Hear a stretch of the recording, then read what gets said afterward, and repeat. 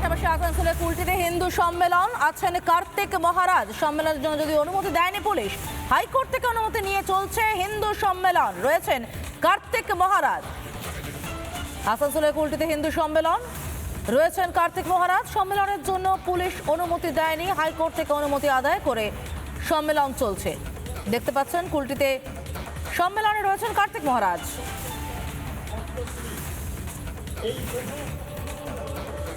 ভারত সরকার নির্ণয় করেছেন ধর্ম এবং আধ্যাত্মিকতার উপরে।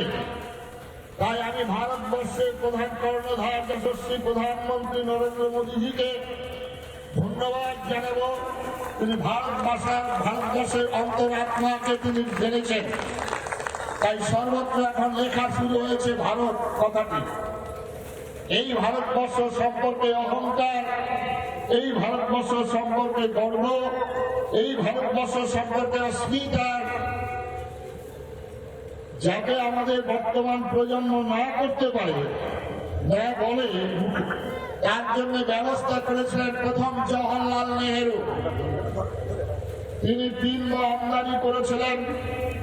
1 ম হলো মেকলেবাদী ঐতিহাসিক, 1 ম হলো মক্কাবাদী ঐতিহাসিক, আর 1 ম হলো মার্ক্সবাদী ঐতিহাসিক।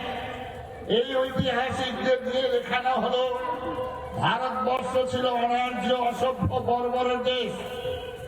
গিরিপথ ফাইবার থেকে এসে আমাদেরকে উন্নত শিক্ষিত করেছেন ডক্টর রমেশ চন্দ্র মজুমদার, যদুনাথ সরকার, ঋষি অরবিন্দ, স্বামী বিবেকানন্দ। তার সময় বলেছেন মিশরীয় সভ্যতা, ব্যাবিলনীয় সভ্যতা, ইটালির সভ্যতা, চীনের সভ্যতা প্রাচীন, কিন্তু ইতিহাসের পাতায় পিরামিডের অন্তরালে এই ভারতবর্ষের সভ্যতা আমরা রামায়ণে দেখেছি। মা সীতা রামচন্দ্রকে আর্যপুত্র বলে সম্বোধন করছেন।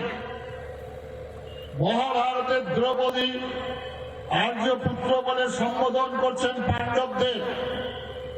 সুতরাং ভারতবর্ষের সভ্য নানা ধরনের কন্টেন্ট দেখার জন্য লাইক করুন, শেয়ার করুন আমাদের ফেসবুক পেজ, সাবস্ক্রাইব করুন আমাদের ইউটিউব চ্যানেল।